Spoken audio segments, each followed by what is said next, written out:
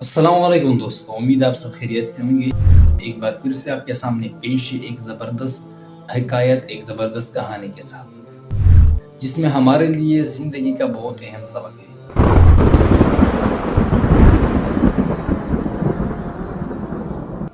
تو دوستو، آج کی کہانی، آج کی جو حکایت ہے وہ مولا نصیر الدین کے بارے میں ہے۔ مولا نصیر الدین کا ایک گدھا تھا جو کہ بہت شرارتی تھا۔ ایک دن مولا نصیر الدین نے اپنے گدھے کو چھت پر لے گیا۔ چھت پر لے جانے کے بعد جب گدھے کو اتارنے کا وقت آ گیا تو گدھا اترنے کا نام ہی نہیں لے رہا تھا۔ مولا نصیر الدین نے بہت کوشش کی کہ گدھے کو نیچے اتارا جائے، مگر گدھا تو گدھا ہی ہوتا ہے۔ آخرکار مولا نصیر الدین نے ہار مان کر نیچے آیا اور انتظار کرنے لگا کہ اب گدھا خود نیچے آ جائے گا، لیکن کچھ دیر بعد محسوس کیا کہ گدھا جو ہے وہ اپنے لاتوں کے ساتھ چھت کو توڑنے کی کوشش کر رہا ہے۔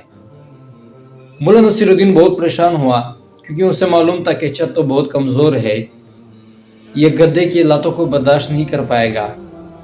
لہٰذا دوبارہ جانے کی کوشش کی اور گدھے کو نیچے لانے لگا، لیکن گدھے نے اس بار بھی مولا نصیر الدین کی ایک نہ سنی، اور آخرکار مولا نصیر الدین نے جب گدھے کو دھکا دے کر سیڑھیوں کی طرف لایا تو گدھے نے بھی مولا نصیر الدین کو ایک لات ماری اور نیچے گرا دیا،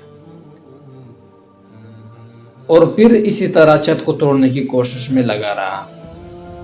کافی دیر بعد جب چھت ٹوٹ گئی تو گدھا سمیت چھت گر گئی۔ مولا نصیر الدین پھر کچھ دیر کے لیے اس واقعے پر غور کر رہا تھا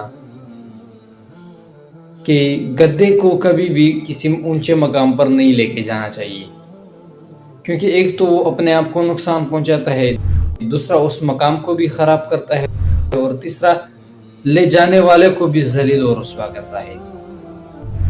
یہی حال ہمارا بھی ہے کہ ہم نے گدھوں کو بڑے بڑے القابات دے کر اونچے مقام تک پہنچایا، پھر انہوں نے اس مقام کی تذلیل کی اور پھر ہمیں بھی ذلیل اور رسوا کر دیا۔ کمنٹ سیکشن میں بتائیے کہ اس کہانی میں آپ نے کیا سیکھا۔